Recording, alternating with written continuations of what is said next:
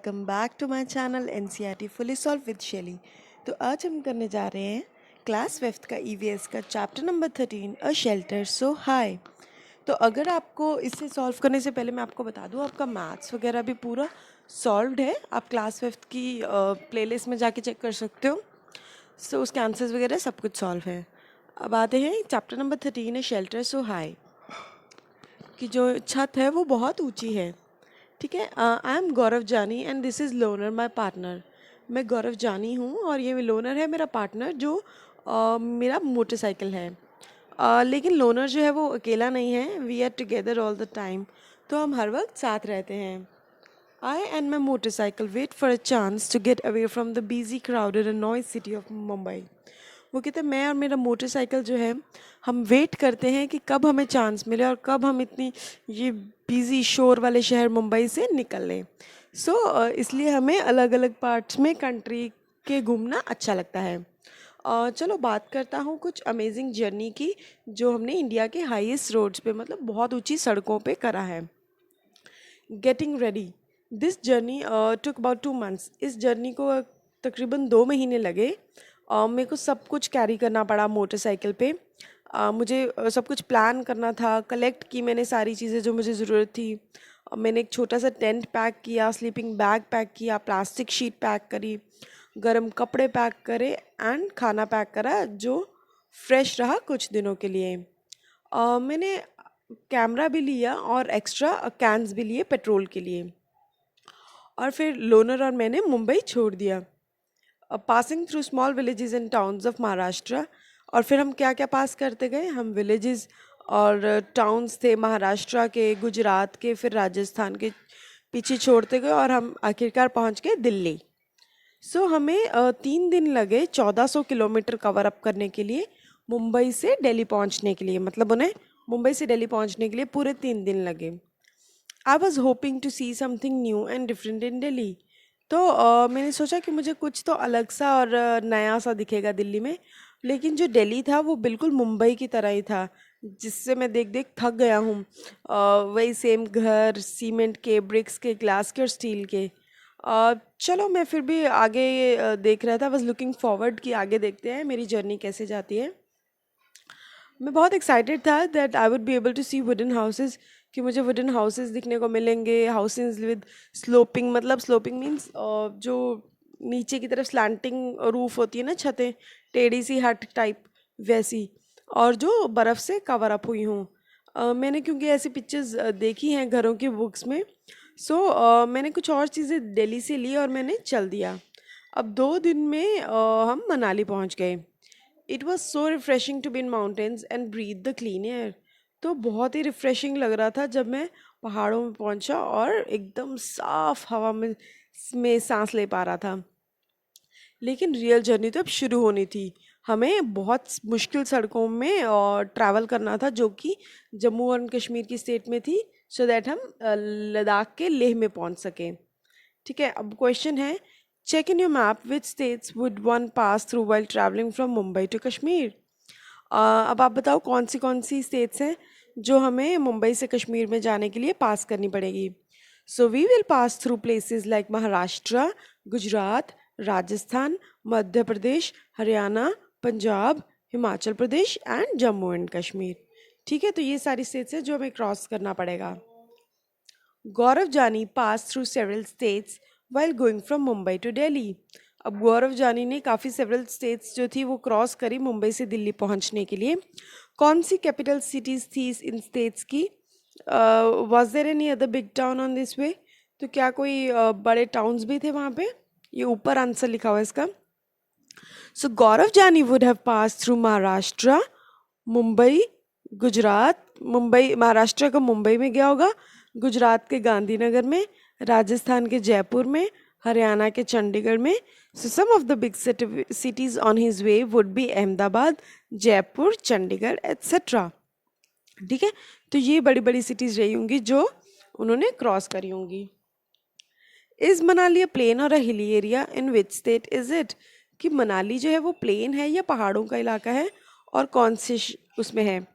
Manali is a hilly area, it is in Himachal Pradesh. ठीक है। तो मनाली जो है पहाड़ों का इलाका है और वो हिमाचल प्रदेश में है। लोनर न्यू होम मतलब नया घर। लोनर एक second please. Loner and I were covering long distances each day. Loner कौन था? उसका बाइक।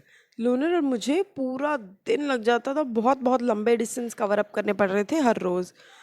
जो हमें चाहिए था वो था खाना, और एक टेंट चाहिए था जो हमें प्रोटेक्ट कर सके ठंडी रातों से। ठंडी मतलब एकदम बर्फ़ वाली हवा चल रही होती है ना रातों को, तो उससे। My nylon tent was so small that I could just about fit into sleep. अब वगैरह मेरे नायलॉन का जो टेंट था वो इतना छोटा था कि उसमें बस मैं फिट ही हो पा रहा था सोने के लिए। ये देखो, ये टेंट बना हुआ है ना, और ये साइड पे लोनर खड़ा है। Loner stood guard outside the tent. तो लोनर जो था वो टेंट के बाहर ऐसे रक्षक बन के खड़ा रहता था। The breeze and the sound of the birds woke me up to see the sunrise.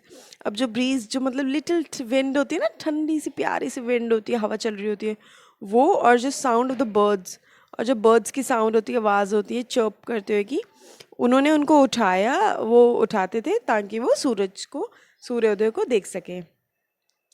अब क्वेश्चन आंसर्स हैं। Have you ever stayed in a tent where, what was it like? कि क्या आप कभी टेंट में रुके हो, और कहाँ पे, और कैसा था वो tent? Yes, I have stayed in a tent, STAVID stayed. I have stayed in a tent when I had been on a vacation to Manali. VACATION, vacation. Yes, I have stayed in a tent when I had been on a vacation to Manali. It was a thrilling experience for me. Vacation की spelling VACCATION होते हैं, ठीक है? तो बहुत thrilling experience था, बहुत मज़ेदार एक्सपीरियंस था।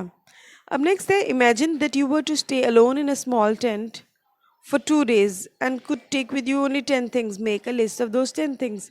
तो ये जो 10 चीज़ें हैं वो है, if I were to stay alone in a tent for 2 days, I would carry things like blanket लूँगी मैं, कंबल लूँगी, और clothes लूँगी, कपड़े, food खाना लूँगी, first aid kit, camera, torch, shoes and woollen clothes etc. ठीक है? So what are the different type of houses that you have seen? कौन से अलग तरीके के आपने घर देखे हैं? अपने दोस्तों से बात करो, उनकी ड्राइंग बनाओ। I have seen different type of houses like cave, castle, apartment, single family, detached houses, carriage etcetera. तो मैंने ये घर देखे हैं, आपने कोई और देखे हैं तो आप वो बता सकते हो। कोल्ड डेजर्ट मीन्स ठंडा रेगिस्तान। At last Loner and I reached Leh. और आखिरकार लोनर और मैं ले पहुंच गए।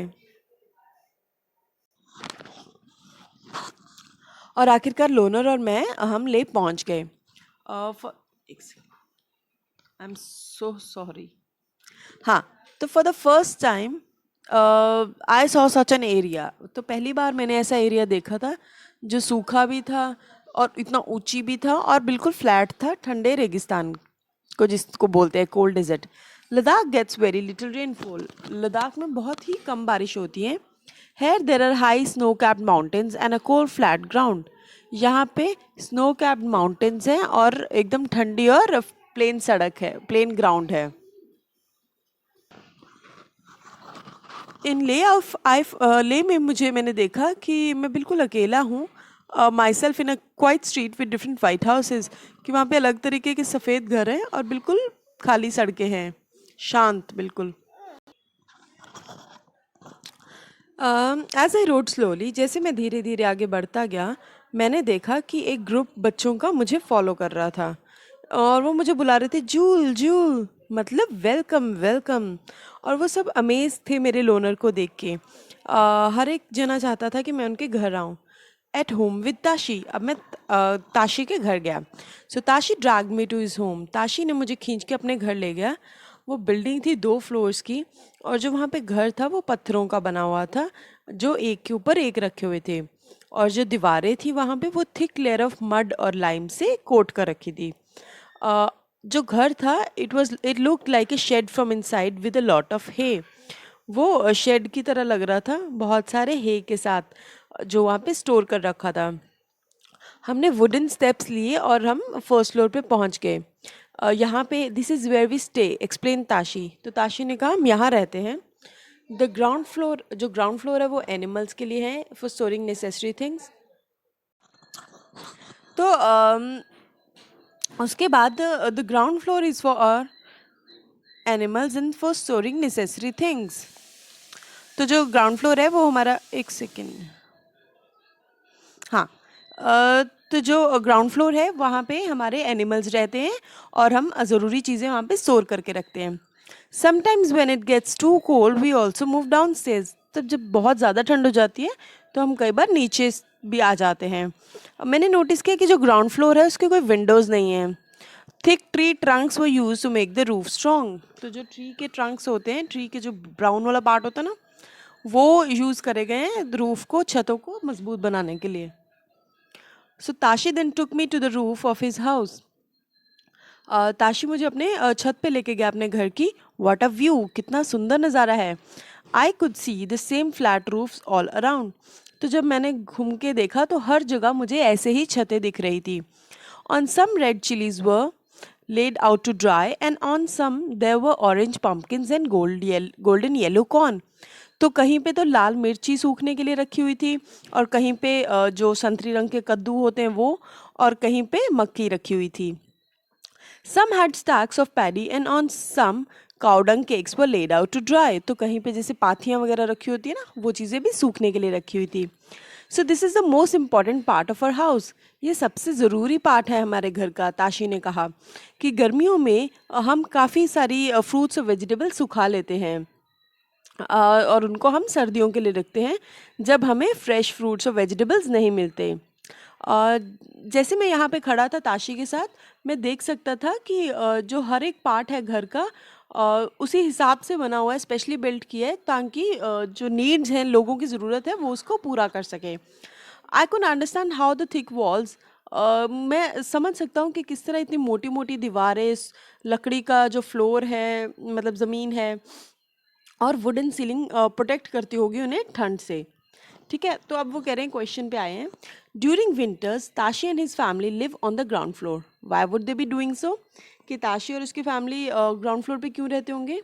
सो during winters Tashi and his family would live on ground floor because ground floor has no window which would keep them warm from outside weather.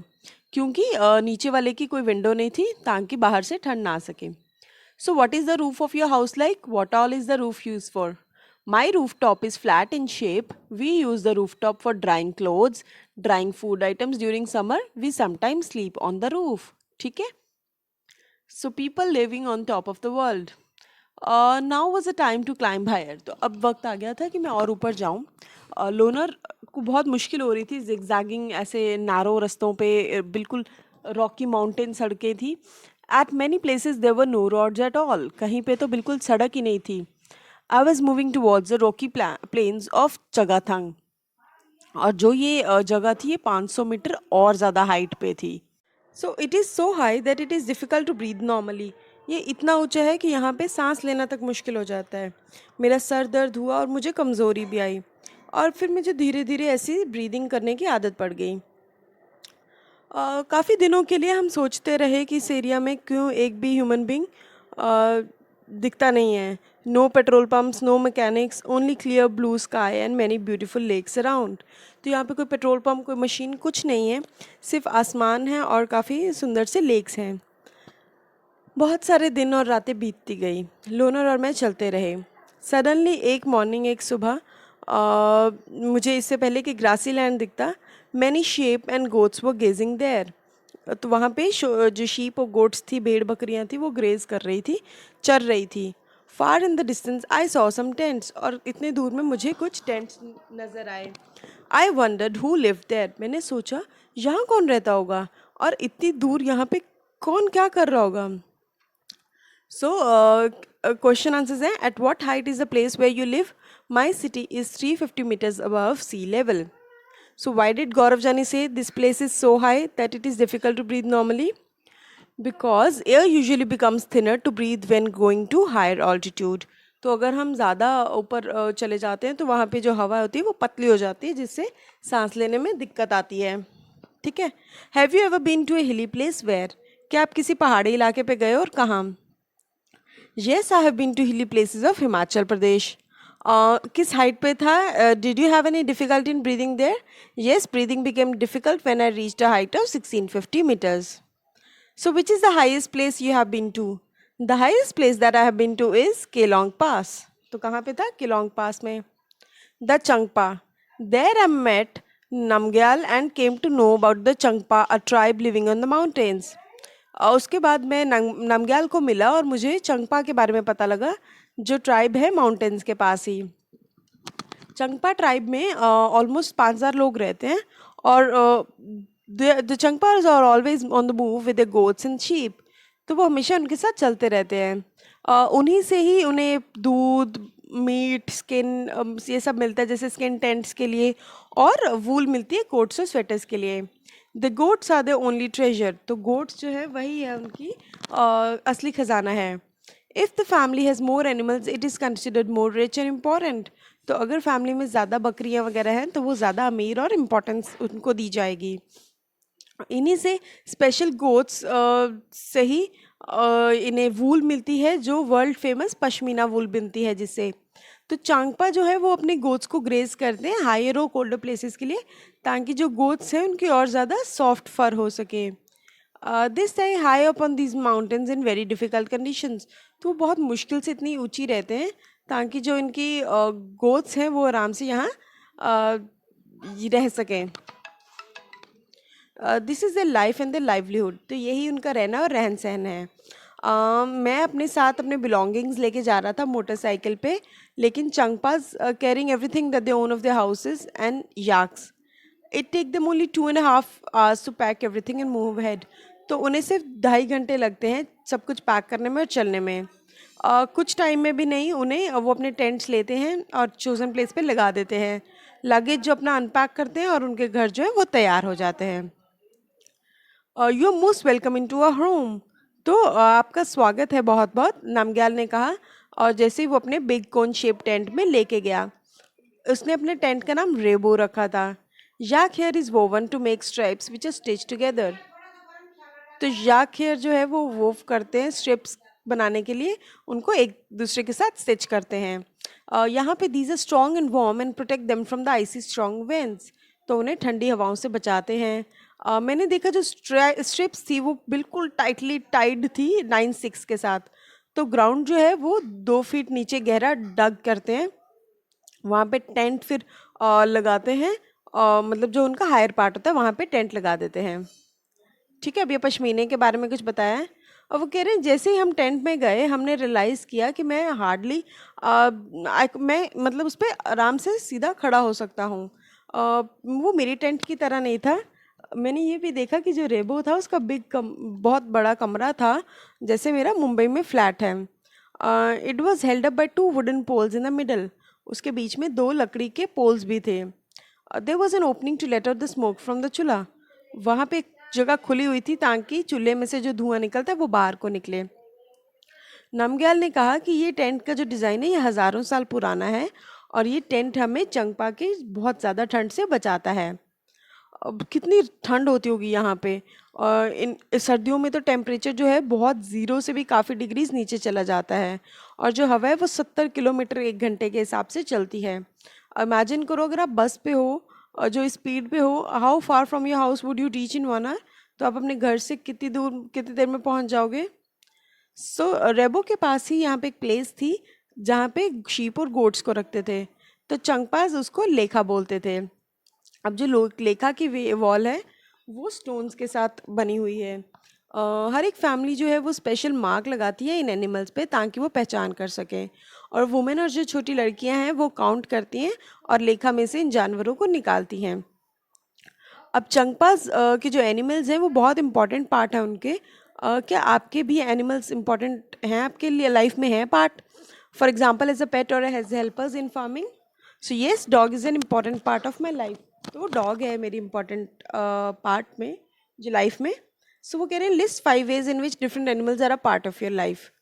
तो cow काओ 5 तरीके कौन से हैं? काओ है जो हमें दूध देती है, so cow it gives us milk. Ox, it helps the farmers in farming. Sheep, its fur is very useful. And dog it gives protection. ठीक है, तो आप ये लिख सकते हो। Do goat and sheep need their own fur and wool? Discuss. तो उसके बाद है find out. You read that in Changthang the temperature drops below 0 degree. Look at newspaper on TV to find cities in India or abroad where the temperature जहाँ पे 0 degree के भी नीचे चला जाता है और कौन से महीने में हम ये एक्सपेक्ट करते हैं। सो इन इंडिया द सिटीज़ जहाँ पे ज़ीरो से भी नीचे चला जाता है वो है लेह, लद्दाख, कश्मीर, मनाली एट्सेट्रा। और बाहर कंट्रीज़ में जो बाहर के देशों में है वहाँ पे है cities like London, Siberia, Ottawa. So this usually happens in December to January के बीच में। अब श्रीनगर की तरफ चलते हैं। मैंने कुछ दिन चंगपाज में बताए, लेकिन सैडली ये टाइम था आगे बढ़ने का। मेरी जो रिटर्न जर्नी थी वो take me away from this special part of the world.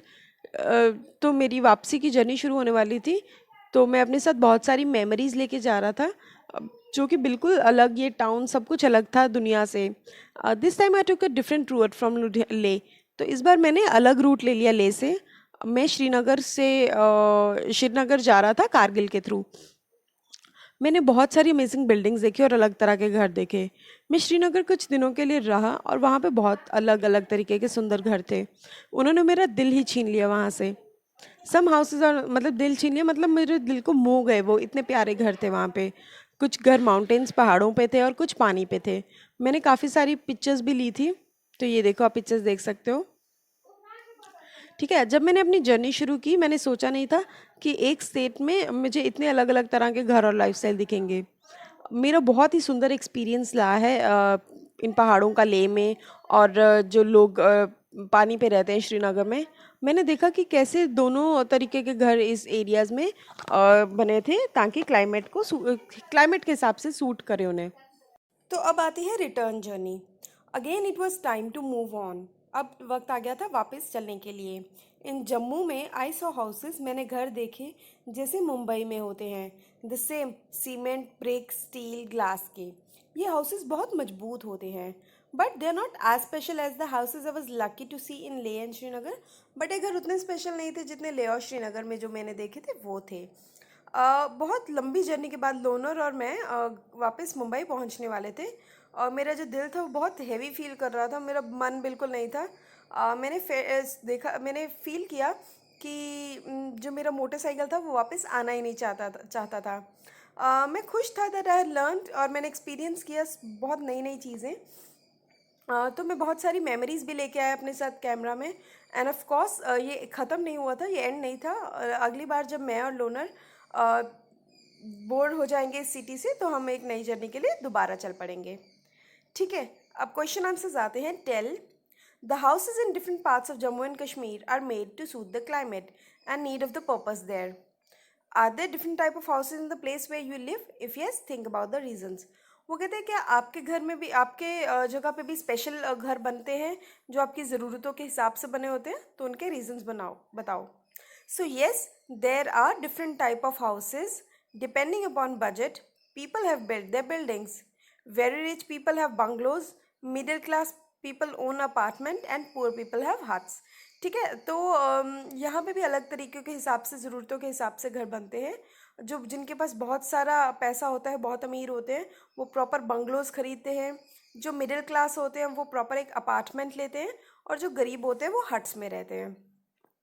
वो कहते हैं अपने घर के बारे में सोचो। Is there something special in it, like a sloping roof as it rains a lot, और a courtyard where you can sleep when it is hot, और where things are kept in the sun for drying? Make a drawing. तो आपको ये draw करना है या आप अपने हिसाब से कर लेना। But yes, my house has a sloping roof for it when it rains heavily. We also have courtyard at back of my house. तो मेरे घर में जो एक छोटी सी जगह है वहाँ पे एक स्लोपिंग रूफ है, जहाँ से अगर बारिश आती है तो पानी नीचे चला जाता है। और अगर हमारे कोर्टयार्ड भी है, जैसे वरांडा जिसको कहते हैं ना, वो भी है, घर के पीछे है। ठीक है, सो वहाँ पे हम कुछ सुखाने वगैरह के लिए रख देते हैं। So what are the materials use for making your house? क्या मटेरियल यूज हो आपका घर बनाने के लिए? क्या ये मड, ब्रिक, स्टोन, वुड या सीमेंट ही है? So yes, mud, brick, cement, glass, wood, stone etcetera are use to making my house. ठीक है, अब वो कह रहे हैं ये आप खुद से करना कि इस पिक्चर को देखो कि क्या आपने ऐसे घर और देखे हैं। ये स्टोन और मड के बने हुए हैं, तो कोई यहाँ पे इन विंटर्स में रहता नहीं है। तो ये सब ऐसे डिस्कस कर लेना आप, ठीक है। हाँ, अब वो कह रहे हैं, अब ये क्वेश्चन है, can you guess the in summer वो कह रहे हैं कि Bakarwal people live here when they bring the goats to higher land for grazing. ठीक है, बकरवाल वाले जो लोग होते हैं वो यहाँ पे अपनी गोट्स को लेके आते हैं जब ग्रेजिंग करना हो। तो वो कह रहे हैं सिमिलैरिटीज और डिफरेंसेस बताओ बकरवाल पीपल के और लाइफ ऑफ चंगपाज में। So here are a few similarities between the life of Bakarwal people and life of Changpas. They live in the mountains of Jammu and Kashmir. They keep moving from one place to another. एक जगह से दूसरी तरफ जाते रहते हैं. And they earn their livelihood by selling the fur obtained from these animals. तो वो कैसे कमाते हैं इन जानवरों से जो फर बेच के उन्हें पैसा मिलता है. And they eat meat of animals like sheep, yak, goat, etc. और वो इनका मीट खाते हैं. But the difference between the life of Bakarwal and life of Changpas is, अब डिफरेंस क्या है कि Bakarwal people graze any type of goat and sheep at any place and stay at low altitudes only. अब बकरवाल जो लोग होते हैं वो किसी तरीके के भी गोट और शीप लेके कहीं भी चले जाते हैं और ये लो एल्टीट्यूड्स, लो जैसे नीचे स्तर वाली जगहों पे ही जाते हैं। लेकिन जो चंगपाज होते हैं they graze only special type of goat at high altitude because the wool would be very softly which is very costly, so they live at high altitude only। तो इसलिए वो मतलब ऊंची स्तर पे ऊंची जगह पे रहते हैं ताकि उनकी जो फर है वो और सॉफ्ट बन जाए, उनके जो जानवरों के उनके बाल हैं फर है वो और सॉफ्ट हो जाए, सो दैट उनकी जो वूल होगी वो और महंगी बिकेगी। ठीक है, अब वो कह रहे हैं कि आपने different kind of shelters Jammu और कश्मीर के बारे में पढ़ा। कुछ हाई माउंटेन्स पे हैं, कुछ पानी पे हैं, कुछ ब्यूटीफुल डिज़ाइंस के हैं जो लकड़ी और स्टोन के हैं, और कुछ mobile shelters that can even be packed and carried to another places like tents वगैरह जो होते थे। अब आपको डिस्क्राइब करना है how this shelter suits the needs of the people who live there. ठीक है, so the shelters are built as per the needs of the people who live there. The houses, which are built using stone and wood, provide good warmth during winter season। मतलब जो घर पत्थर और लकड़ी के बने हैं उससे गर्मी मिलती है सर्दी के मौसम में। So houses on water, that is boat house, provides all the comforts required by the occupants। अब जो पानी के ऊपर घर है वो जो बोट हाउसेज हैं उनमें सारा कंफर्ट मिलता है जो वो लोग वहाँ पे रहते हैं। And tents which are built at high altitudes by the Changpas are good for people who keep wandering a lot। तो जो टेंट्स बनते हैं जो हाई ऑल्टीट्यूड वाले लाइक चंगपास के लिए, वो उनके लिए अच्छे हैं जो इधर उधर घूमते रहते हैं। So next question is how are these different from the house you live in. ये अलग कैसे हुए जिन घरों में आप रहते हो उन घरों से। So the houses which we live in is built as per a requirement and depends on the weather condition. अब जो जिनमें घरों में हम रहते हैं वो हमारे रिक्वायरमेंट के हिसाब से और हमारे वेदर कंडीशंस के हिसाब से। We use cement, brick, stone, wood etcetera to construct a house. ठीक है, अब हम ये सब चीज़ें यूज़ करते हैं। लेकिन इन केस ऑफ चंगपास और Bakarwal people they built up tents and keep wandering, hence houses are different from them. ठीक है, तो वो जो चंगपास और बकरवाल होते हैं वो टेंट्स में रहते हैं और इधर उधर घूमते रहते हैं, इसलिए उनके घर जो हैं वो हमसे अलग होते हैं। ठीक है, so with this we have finish your chapter. आपको और कौन सा आप सब्जेक्ट चाहते हो या चैप्टर चाहते हो तो प्लीज़ मुझे कमेंट करके बताओ, सो दैट मैं आपका आगे वो वाला चैप्टर या वो वाले सब्जेक्ट्स भी सॉल्व करने शुरू करूँ। और हो सके तो अपनी पूरी क्लास को कहिए सब्सक्राइब कर लें, सो दैट मैं आगे आपका कंप्यूटर्स या फिर जो भी आपकी वर्कशीट्स हैं मैं वो भी सॉल्व करूँगी। लेकिन उसके लिए अगर आपकी ज़्यादा सारी स्ट्रेंथ मेरे पास आ जाती है वो तभी बेनिफिट रहेगा। ठीक है, so till then take care.